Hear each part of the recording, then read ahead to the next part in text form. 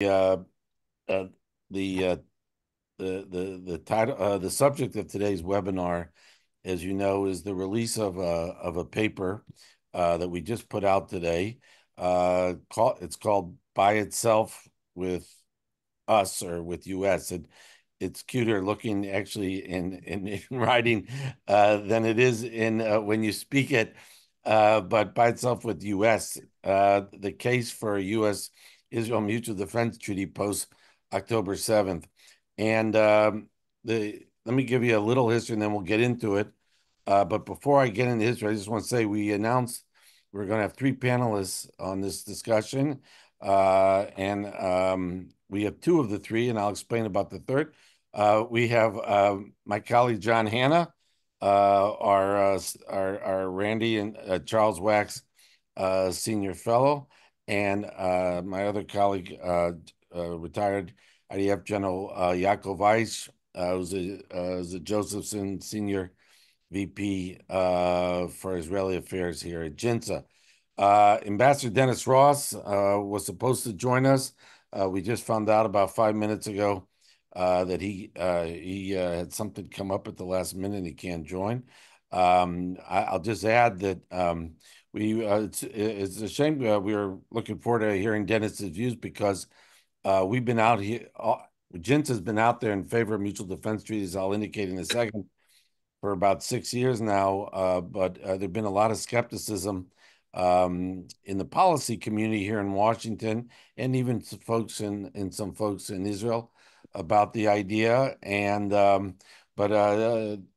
Dennis, Ambassador Ross, was one of the ones who expressed some skepticism about it, but then recently came out in favor of it. So we would have liked to have heard his views and the evolution of his thinking on this issue. So perhaps another time. So let me get to why we're doing this. So we first raised this issue of a mutual defense treaty in 2018. It's not a new idea. In fact, if I'm not mistaken, Israel's first prime minister, David Ben-Gurion, was interested in it earlier in Israel's history.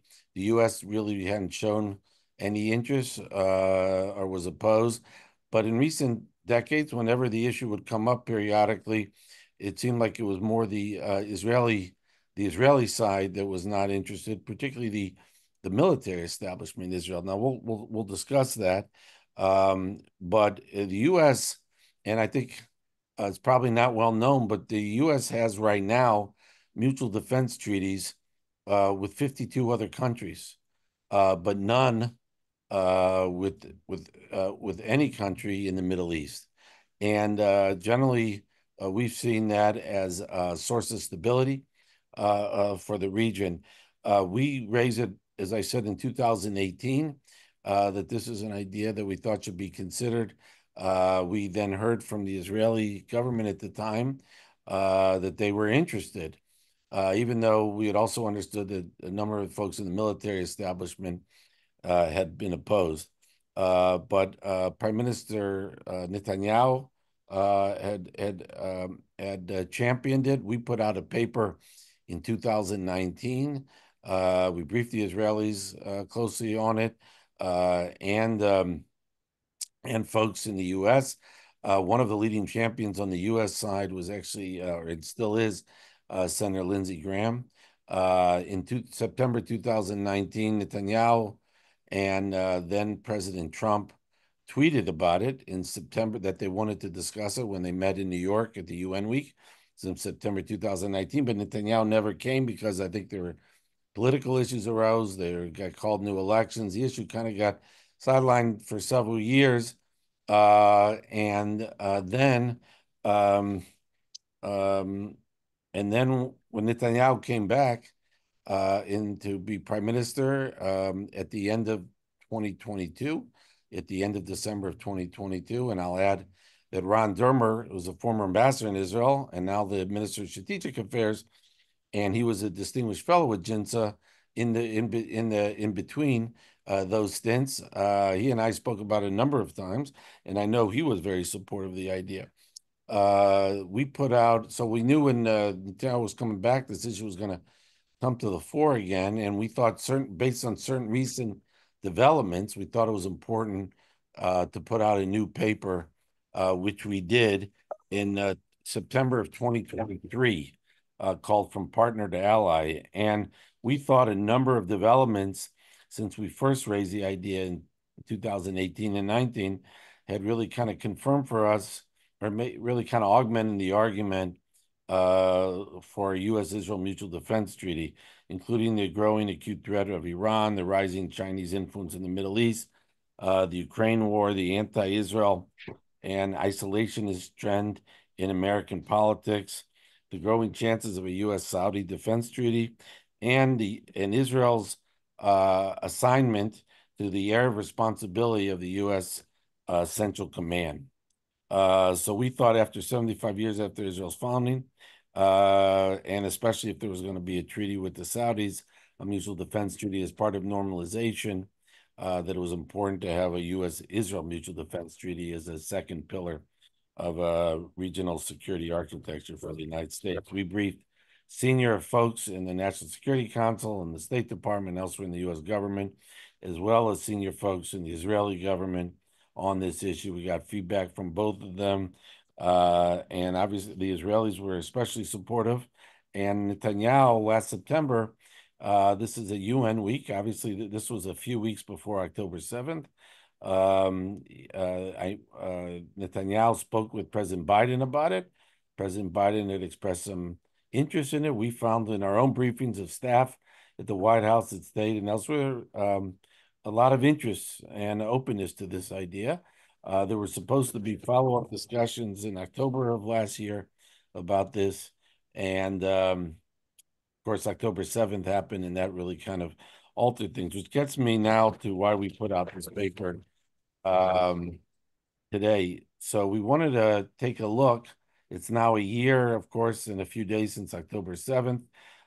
So we've timed this paper for that. And we believe we wanted to look at how October 7th and all the events that have ensued following it, how does that impact the idea of a U.S.-Israel security mutual defense treaty, which again, we believe would be, well, we've come to the conclusion that actually it strengthens that argument.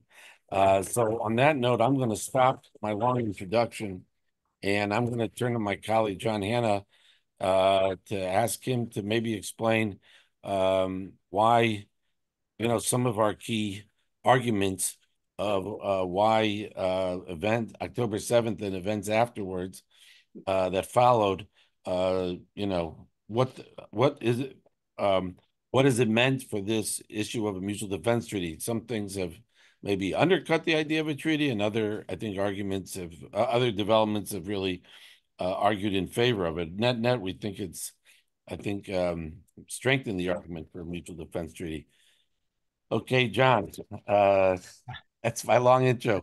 Yeah, well, thanks, Mike, and very happy to be part of this. I think it's incredibly important, and as the paper says, I think on balance, the events since 10/7 underscore the potential value of having this kind of formal treaty alliance between the United States and Israel, and leaving no doubt in the minds of our adversaries and those who would attack Israel, and those who clearly now, I think we all realize, don't just say that they want to destroy Israel. They actually believe they can destroy Israel and are developing concrete plans to try and destroy Israel. So the deterrent value in the first place of having this kind of formal treaty relationship that leaves no doubt in anybody's minds that whatever the politics of the day, whatever the ups and downs in the relationship, there is now in the Middle East with our most powerful and closest partner, just as there is in an architecture of treaty alliances in Europe and in Asia that have helped keep the peace for 75 years, that we now have this in the Middle East, and none of our adversaries should believe that they will be able to act on their plans, either against Israel or against the United States, without the thought that doing so, you'll get both of us together in that fight, or the very high prospect that that will be the case. Listen, before 10/7, clearly you had some very bad trends. You had trends of Iran and its axis of resistance getting much stronger. People beginning to believe the United States was getting out of the region, moving to other higher priority theaters, real doubts about United States staying power. Suddenly 10/7, and I think all of that actually factors in to the calculations of our adversaries before 10/7, rightly or wrongly. I think they looked at some of the issues and problems going on both inside of Israel, particularly surrounding the idea of judicial reform and the polarization inside of Israel, but then also in terms of the U.S.-Israel relationship and some of the scratchiness there. And they had some reason to assume that if they went very hard on 10/7 at Israel, the United States may be nowhere to be found. And in fact, to our very, very pleasant surprise, and I'm not sure any of us could have predicted that within a matter of days, the United States would have been surging large-scale forces to the Middle East, at least partly with the intention of making sure that their most powerful adversaries in the world, Hezbollah and Iran, did not attempt to take advantage of that Hamas attack by going all in on a comprehensive multi-front assault on Israel. And I think there really was some successful deterrence in that U.S. move at the beginning of this war. But I think it was a complete surprise to not only people here in Washington, a pleasant surprise, but an unpleasant surprise to our adversaries. And it must make you think, what if they knew? What if there had been a treaty in place on 10/6 and 10/7? Would that have introduced some second and third and fourth thoughts into their minds about whether or not they ought to go and whether the United States would be there for Israel? And I think we've seen some of that repeated several times now over the last year. And I think to some extent, we're still all processing, what does it mean that on the evening of April the 13th, 2024, and then again, just, a little more than a week ago on October the 1st, America surged forces with the encouragement and support of Israel to put its airmen and its sailors into harm's way to actively participate in the defense of Israel. That's something that I'm not sure we've seen before in the past. I'm very happy it happened. I think it's problematic that Iran thought it could launch these attacks in the first place. But I'm very glad that the United States was there.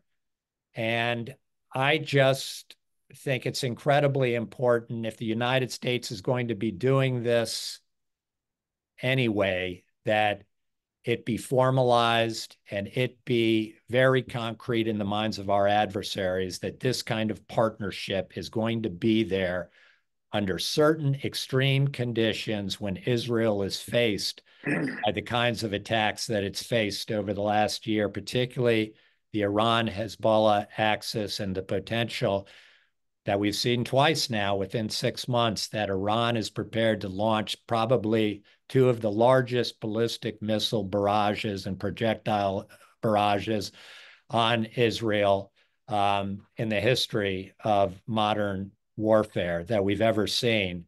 And I just think if you formalize this, to make it clear in the minds of everybody that these kinds of attacks and threats of overwhelming Israel on multiple fronts in an effort to attrit it and then eventually wear it down and destroy it, as they say they want to destroy it, that this partnership is going to be key, and that now is the time to formalize that, for overwhelmingly because of the deterrent value. There are a lot of other benefits, and we can talk about those in our treaty. But in my mind, that clear concrete deterrent value that in these extraordinary circumstances, it's a limited treaty as we outline in our, only for extraordinary circumstances that we can go into on what those thresholds are, which makes it different from every other single mutual defense pact where the United States is on the line under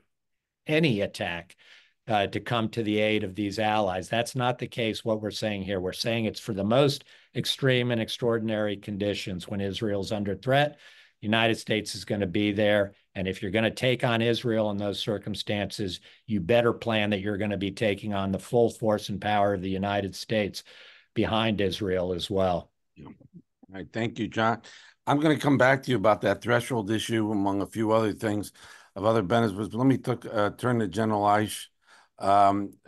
General, I guess one thing I would just say is, you know better than I do, of course, that the Israeli defense leadership had historically been skeptical or opposed to this idea. I mean, you could fill this in, but my sense has been in talking to them, at least for two main reasons. One is because they defend themselves by themselves, as John mentioned. And the second one is the concern that a treaty would constrain Israel's freedom of action. So maybe you might want to start with those, or just like to get your thoughts of why you think this would be in Israel's interest. Thanks. Okay, Mike, thank you for having me. It's great to be with you, with John, and to discuss such an important subject. Let me start by two basic assumptions that will frame at least my way of thinking when it comes to the mutual defense treaty, or should I say a limited mutual defense treaty. First and foremost, Israel is obligated to defend itself by itself, period. Everything starts from there. Second point, Israel has to preserve its freedom of action in a case of emergency or a risk to Israel or to Israel interests. Having said that, and these are two principles which are already embedded in the draft that was published by GIMSA back then at 2018 and in the latest drafts. Having said that, we are talking here about an extra layer of defense. And let's use, as John did, October 7th as a case study. But before we are immediately running into an escalation, let's think about things like intelligence cooperation, logistic cooperation. And should those elements are failed, only then let's talk about air and missile defense, joint cooperation in space, and then many other abilities to deter the enemy. And we are talking here about a very unique case. Take the case study that we are facing, 7 different fronts. And for our audience, I must name them, because people tend to think about Hamas and tend to think about Hezbollah, tend to forget the Houthis from Yemen, the Shia militia from Iraq, the other militia from Syria, Judea and Samaria, it's boiling. And we didn't mention Iran yet. After 2 attacks, 1, 300 missiles, cruise missiles, ballistic missiles and UAVs. Second strike, 200 ballistic missiles. Now, when you are thinking about that, 7 fronts, more than a year, one nation facing that, think about the potential of a mutual defense treaty and choose whatever you want. You can think prior to the escalation, what are the options and how it would affect the current circumstances and what it can prevent. And should it fail, think about deterrence. And the reason why I'm saying it, because when I'm using it like John did as a case study, and obviously we are talking about a treaty that will face future challenges, not only current challenges. The potential is great. First and foremost, I think it's a preventive approach that will add an extra layer of deterrence of the different adversaries and protect the joint interests of Israel and the US in the region. At the end of the day, instead of encouraging escalation, it might prevent such an escalation. And when I'm thinking about that, I don't see anything but advantages. And when I'm relating it to what I've started with, which is the ability of Israel to defend itself by itself and to preserve its freedom of action, I'm already answering why different generals in the Israeli defense establishment were, I would say, very apprehensive when it comes to the mutual defense treaty. But when those two principles are preserved, I think we are meeting their concerns, and we are creating a great platform for discussion. And maybe when we will add on it the layer that we and GIMSA are talking about, which is another 25 years of MOU, we are completing that concern. And I'll stop here. Now, we can't hear you, Mike. Sorry. I'm muted, so there'd be no noise that would bother me. I want to get back to you, Aisha, on the MOU issue, but before we do, I just have a quick follow-up. One of the things we mentioned in this paper is that, and I guess John kind of referred to it, is one of the things we've seen since October 7th is that even without a mutual defense treaty, the United States has, to put it in a phrase that I'm proud of, has really gotten into Israel's knickers about how to conduct its war, when to fight, when to go into Rafah, not to go into Rafah, how to do it, how not to do it, and we've seen that throughout October 7th, and this is without a mutual defense treaty. It seems like, I mean, just in, what was it, yesterday, I think it was, about a conversation that President Biden had with Prime Minister Netanyahu. I mean, the readout really didn't say very much, but we know what President Biden is thinking because he's vocalized it publicly in the last week. Israel shouldn't hit the nuclear facilities. Israel shouldn't hit the energy facilities. And again, this is without a mutual defense treaty. So I wonder, it seemed one of our arguments was in the paper, and this is, of course, before President Biden made these comments in the last week that we drafted this paper, is that the United States is already trying to restrict Israel's freedom of movement, freedom of action, without the benefits of a mutual defense treaty that we argue could have a good deterrent effect. But just maybe you could address that issue, please. Generalize. Okay, so I think it's very clear that we are not trying to say that mutual defense treaty is going to replace the ongoing discussions, agreements, and disagreements between Israel and the US. Okay. You know, we cannot avoid that kind of discussion. And let's just explain it to our audience. If Israel is about to conduct a strike in a certain country, and and Israel is coordinating it with the US, it's not to get permission, it's to make sure that our friends and allies are not going to be harmed by that strike, because they are going to be surprised that someone is going to retaliate towards them. That's how partners are doing business, and this is above this treaty or the other. And having said that, I'm trying to emphasize the fact that such a discussion is highly important, and at the end of the day, as it have happened in the past, and we can take many examples. Let's take the nuclear reactor in Syria, or let's take some other examples. Or the nuclear reactor in Iraq. Not everything was agreed prior to the strike between Israel and the US. However, it was discussed, and it was very clear what are the implications to both sides. And to my opinion, that's how we should act. And if we will take other cases, let's take other treaties that the US have. Let's take as an example the Brits in Falkland. Although they are part from NATO, they didn't get any permission from NATO or from the US. They went after their own interests. And there are some other examples. Let's take Turkey in Syria. A treaty is not a cable. It's not only one way. However, it creates a great platform framework for cooperation.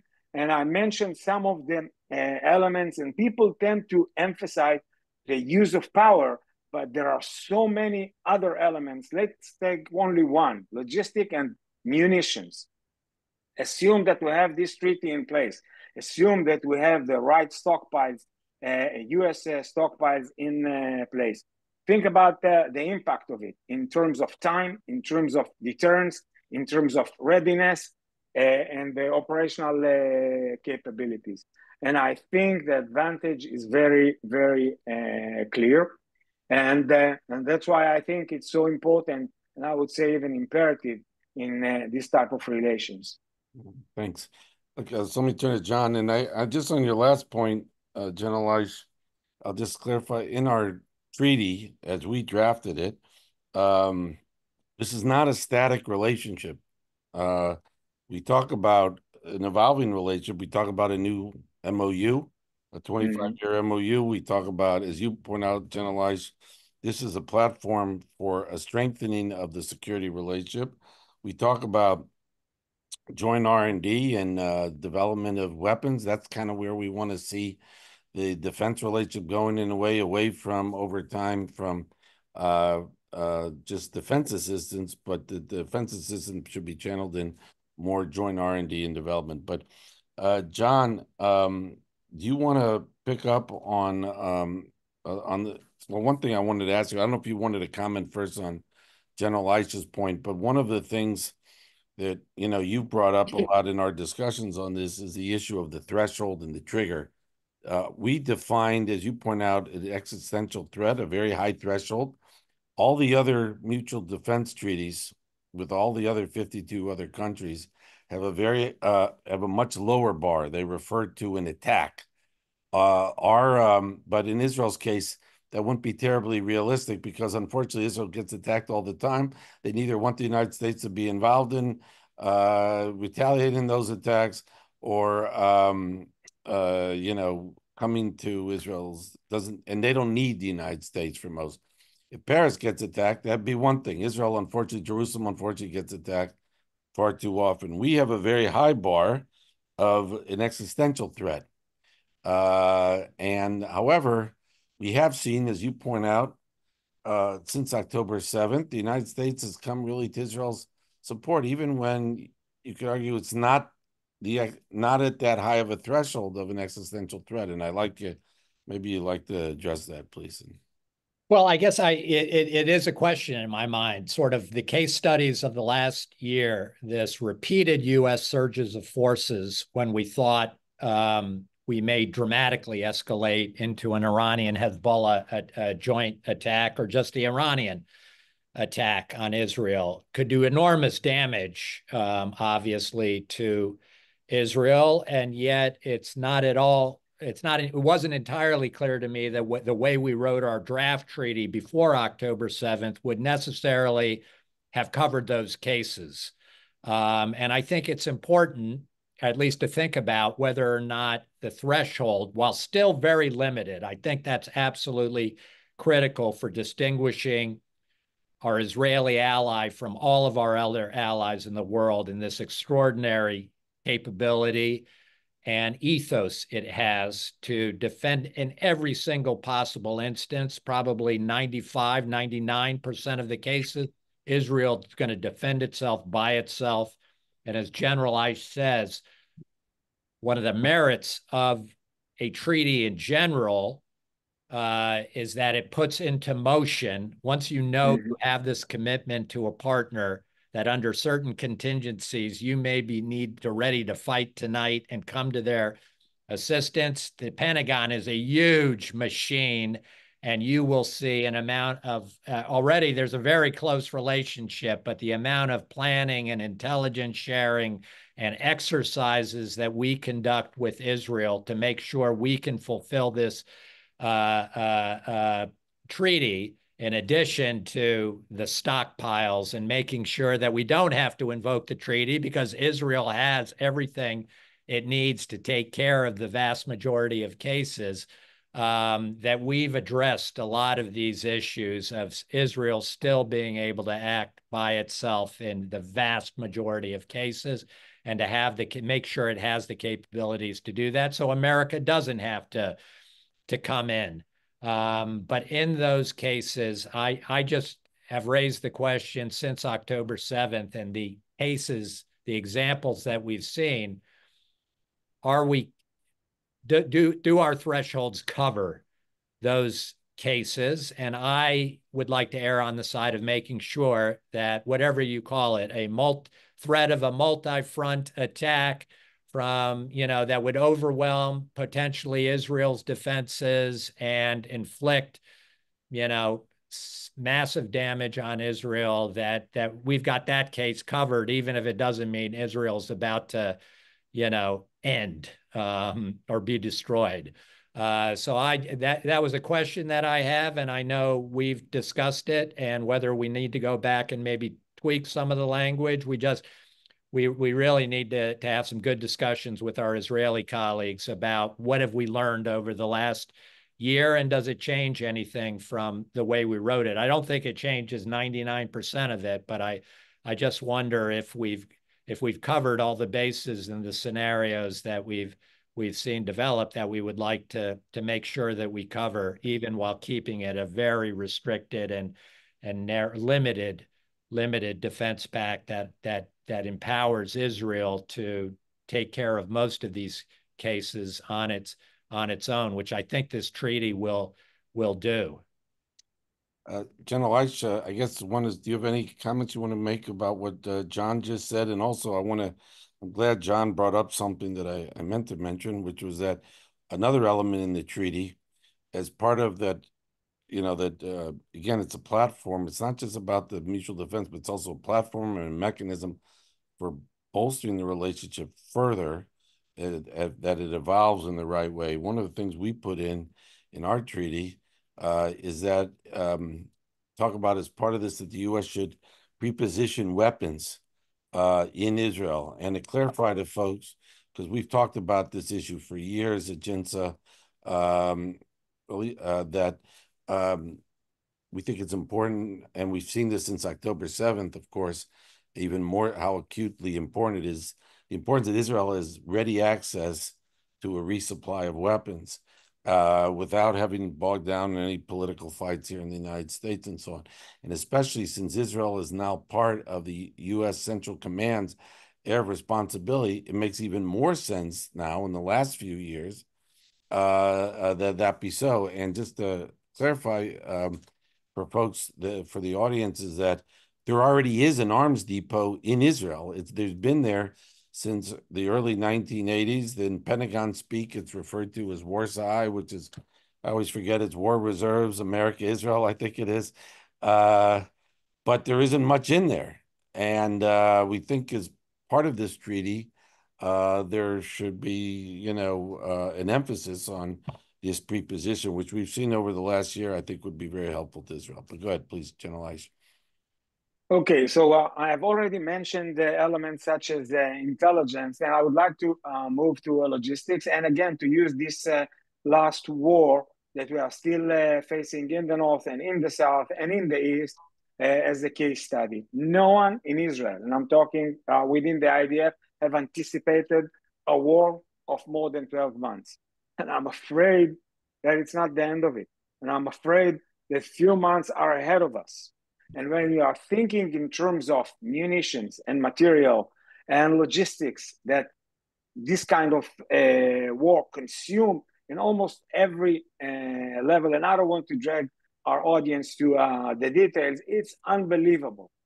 And especially in that sense, when we are talking about stockpiles that are first and foremost are for the use of American forces. In case of CENTCOM, need them, or EUCAM. Once they are here, you can save 21 or 25 days of shipping them from the US to Israel. Let's take again the case studies we are facing. the US have used airlift capabilities. We are talking about more than 190 flights into Israel with all type of munitions and logistic support during the first 6 months of the war. And once you have all these elements, crucial elements in place, first of all, you achieve readiness, then deterrence, and only as a last option, you can use it in two ways, but I don't want, again, to go to the details again with the approval of the US, because we are talking here about munition, which is under the control and the ownership of the US. But in terms of readiness, we are talking here about a game changer. And this is only one element. Now, when you are thinking about commonality between the US equipment to the IDF equipment in terms of Air Force, let's speak, F-35, F-15s, F-16, everything is there. So when you are thinking in terms of munition, spare parts, and all the other elements, you understand that the advantage in terms of readiness and operational capabilities is immense. So it's highly, highly significant. I would like to add another element, which is part of our vision when we are talking about the new MOU that will be signed, hopefully, between the US and Israel. And I think that here we are talking about a great advantage for both sides in terms of research and development, not only directly for defense purposes. We are talking here about an infrastructure of research and development that created together, like we did in the tunnels.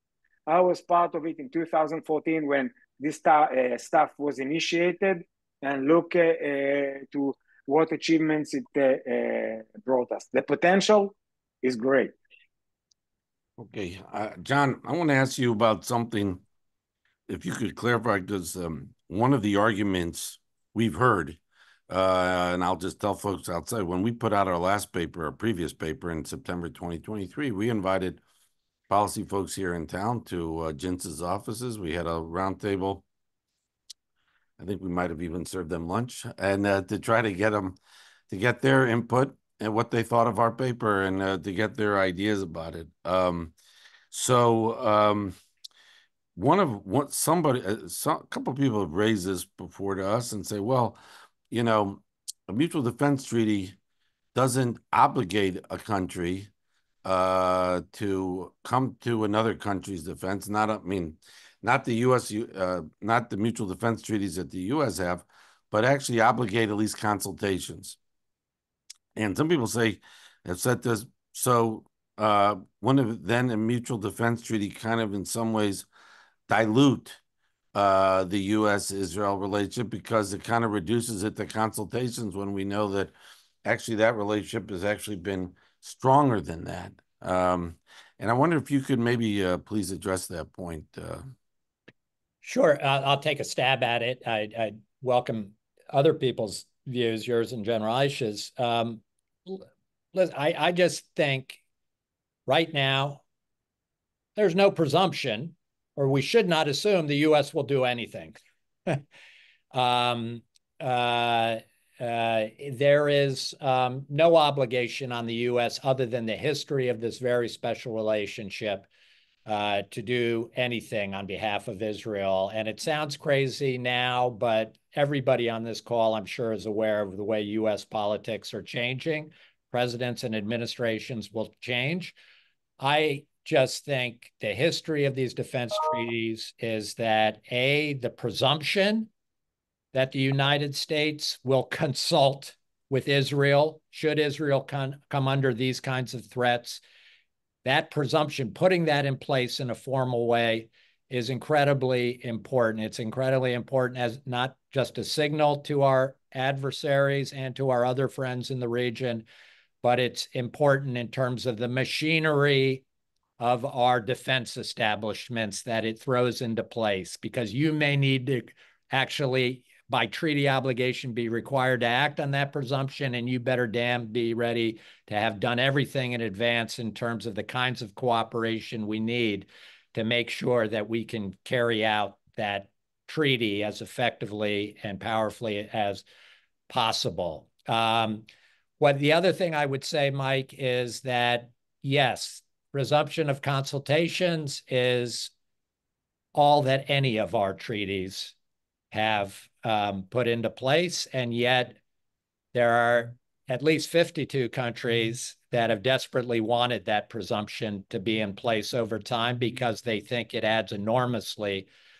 to their security to have that kind of formalized relationship with the United States. And if we take the places where the United States has put in place a treaty architecture with some of its allies, even though they only all require consultations, Europe and Asia have been incredibly stable over the last 75 years or so.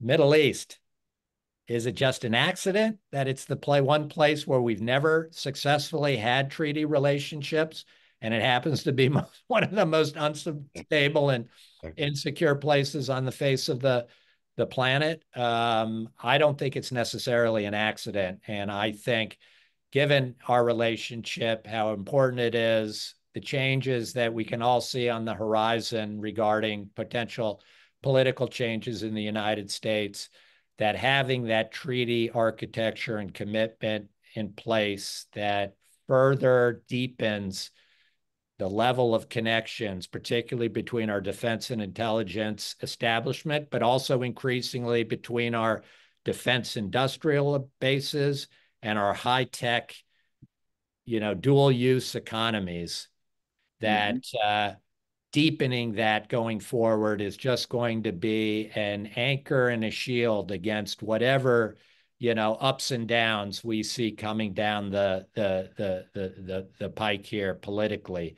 And I think it can only help solidify this relationship and make it very concrete as well in the minds of our adversaries about America's commitment to Israel and to peace and stability in the Middle East, which is a question mark in recent years in a lot of people's minds. And I think if Israel is prepared to do some kind of treaty with us, if it has enough faith in us, I think that's a pretty good sign to everybody else. Excuse me. Sorry. No, sorry, John. Go ahead. All right, let me just add while you're coughing to one, just to reinforce, I think one thing you just mentioned. I think at a time in the last few years, certainly since the withdrawal of Afghanistan, there's been some question about U.S. credibility, certainly internationally. And as you point out, I mean, here you have, Sweden and Norway, which historically did not want to get involved in NATO, really eager to join and really did an about face, of course, after the invasion of Ukraine. And I think that tells you something, though. If for some who think that Article 5 in NATO, which talks about consultation, is not strong, is really not that strong. Well, for something that just talks about consultations, you have countries really eager after decades of opposing to really get involved, to be members of NATO. So I think some of those who raise that issue about consultations underestimate the value of this article and this obligation. General Eich, did you want to jump in on this? Or? I think it's very clear when you see what have happened in Europe and where Russia have stopped. It's very clear. They picked on Ukraine, but not on others. And there is a very clear line here where they stopped. NATO, with all the criticism coming from all type of places, have proven itself. And I have to go back for a second to the Israeli case, because people tend to forget. I've mentioned two attempts by Iran to attack sensitive places in Israel. And the US was part from the air and missile defense umbrella regionally. And basically, CENTCOM have led that coordination. And we can see the results when you are thinking on one hand on the numbers, and when you are thinking about the results of those failed attacks, it's pretty impressive. And no one should avoid understanding that. One last question I have is on the Saudi issue, which is, I think, John, I like you. This is something that we raised in our paper last year. Right before October 7th, the paper we put out in September of 2023. But the idea that you would have as part of a Saudi-Israel normalization, you'd have a Saudi-U.S. mutual defense treaty. And it would, I think we argued then, I'd like you to address that fact that we made that as an argument why another argument, although we think a mutual defense treaty between Israel and the United States stands on its own, but we thought especially if you're going to do that the United States would do a mutual defense treaty with the Saudis, you really need to do one also with Israel as well. Maybe you'd like to address that, what we said before, and maybe how that may or may not be as relevant today. Well, yes, listen, I just think as an American, it would be very strange to have a treaty relationship to come to the assistance of Saudi Arabia and not have one with obviously our best and closest, most capable ally in the Middle East, if we both decide that would be in our interest today. So I think, there's an important symbolism and symmetry there, but I also think if anybody is thinking to the future and what the Abraham Accords mean, what a Saudi-Israeli normalization would mean, bringing in other countries against, let's face it, a common threat that we all face from an Iran that is on the verge of nuclear weapons with this ring of fire and these very advanced missile capabilities in bed with the Russians and Chinese and North Koreans, that anybody thinking about the future wants to think regionally about doing what we did on April 13th with an ad hoc kind of regional coalition to defend against that kind of Iranian attack and turn it into some real piece of architecture that we exercise, that we put into place, that is ready to go and fight on behalf of our common interests against to counter this terrible threat posed by Iran and its proxies. And I think having these two anchors of America's most powerful Arab ally and this very extraordinary, historically extraordinary relationship we have with Israel, both grounded in treaty commitments, sends a signal to everybody in the world. In the first place, the United States is not going anywhere. We're not leaving the Middle East. We are there, and we are actually empowering our local, most powerful partners to really engage in some serious coalition and burden sharing, recognizing that the United States has global responsibilities, but these are countries that are prepared to step up and carry significant parts of the burden in the Middle East, and the United States is going to be there for them and help empower them to do that. I think that's important as a platform and a base for actually building out this future defense kind of political military architecture we want to build for the Middle East if we're really thinking about what's the future and how do we combat the threat from Iran and these other rogue actors out in the international system who are increasingly coming together. So I think, strategically, it's extremely important if we're going to do the Saudi one to do the Israel one as well. I think there's only benefits to it. And then we have to mention politically, to the extent that Saudi treaty is unlikely to be a limited commitment by the United States. It's going to look much more like the other 52 treaties we have, in the sense that it's going to commit us when Saudi Arabia is attacked without much qualifications to be consulting with them about coming to their defense, including using the American military to do that. For all kinds of reasons we're all aware of, getting that kind of commitment passed on behalf of the regime in Saudi Arabia is not going to be easy as a political matter to get bipartisan 67 votes in the United States Senate.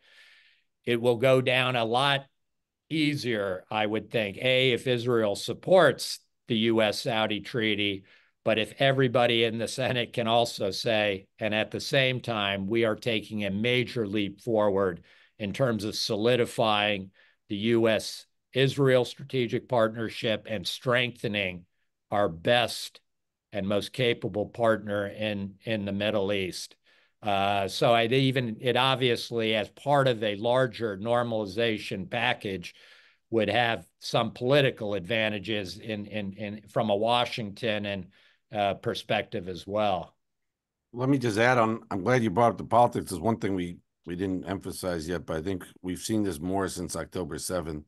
Certainly is one of the reasons we said we should before October 7th in favor of a treaty. One of the reasons is that, as I mentioned at the beginning, is the growing I'd say on the right, there's more growing isolationism, and on the left, there's growing anti-Israel sentiment. And we think, and we thought it was important to kind of lock in this security treaty now at this moment. And we particularly thought so when President Biden has been president. And I guess it's still possible while he's still president, because also, generally those more on the left don't like the Saudis. So a Democratic president would be useful to get those 67 votes. They need passage in the Senate, which means you need to have strong bipartisan support. But of course, we've seen since October 7th, one of the, of course, unpleasant things to observe since October 7th or to experience is the growing anti-Israel hostility on the left. We've seen a little of that on the right, but we've seen this growing very vocal anti-Israel feeling on the left, and how that's impacted policy of the White House, which we've also seen. So our argument, I think, before October 7th was lock this relationship in now at this moment in time, and we think sooner the better, I think, going forward, as we've seen since October 7th. So we just have a couple minutes left if we want to use it. We don't have to, but I'll just ask both of you, starting with General Eish, do you have any final comments you want to make? Yes, I think Israel is not any other country. I think in many ways, we are not asking the US to fight for us.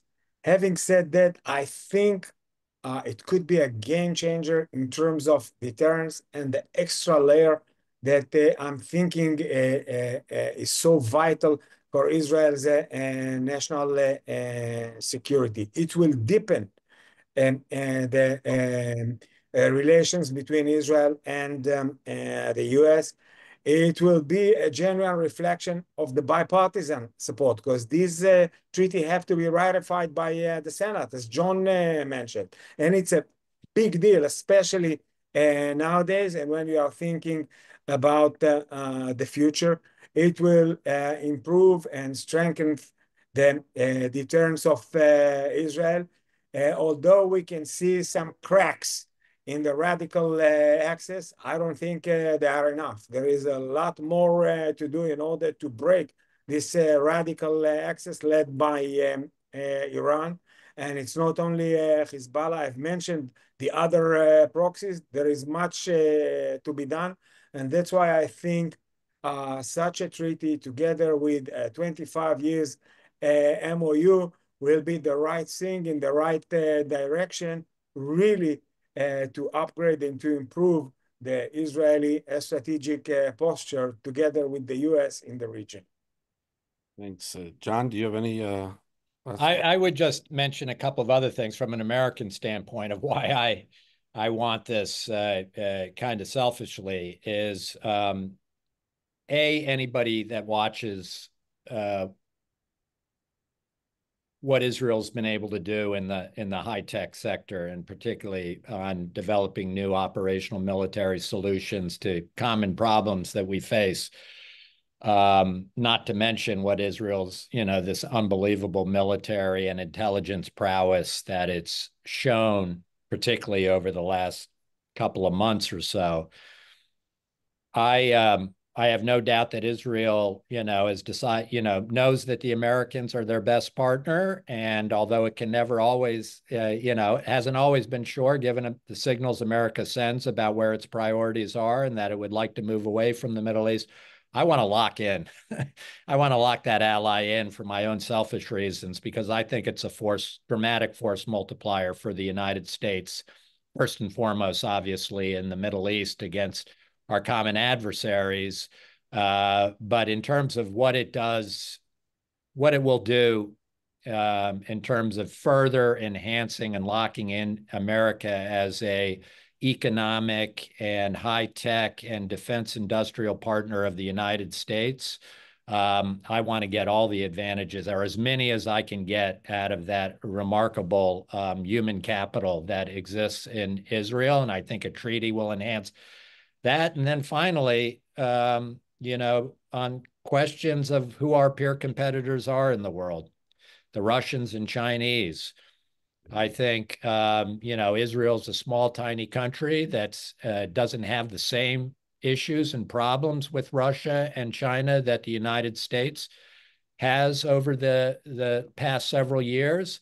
And sometimes that's created a bit of scratchiness in our relationship, because Israel does have to, do certain things in the Ukraine war that maybe we would have liked it to do more with regard to China, certain areas where it was prepared maybe to be more flexible on its economic cooperation than we were comfortable with. I just think having this treaty in place, and we try to actually address it indirectly in one of the articles of the treaty, but this just makes it easier for Israel once it knows that it's got this relationship and the confidence that America is really there and has Israel's back for good, that it allows us to align our interests on a lot of other global issues. Not that Israel's going to come fight for us in Taiwan or anything, but there's just certain other things out there, particularly in the economic and realm, where it would be better if our interests were more fully aligned, and I think a treaty would really help do that and increase the power of that argument inside of Israel, that we maybe need to take this additional risk in order to help the United States in this or that theater where they're having an issue or a problem. Okay, well, thank you for that, John. And I obviously, and I should have mentioned beginning that ISIS, when he was in the military, he was a defense attaché here in Washington, and also head of IDF operations. When he speaks, obviously, he has a lot of experience, to say the least, in these matters. I want to, first of all, I just want to also thank just some of besides John, some of the staff, particularly who worked on this recently and over the last couple of years, like Jonathan Rui and Blaise Mishtel. This has been one of JINSA's policy issues that we've been pushing. We had some progress last year, right before October 7th, when the two leaders of the two countries, President Biden and Netanyahu, spoke about it.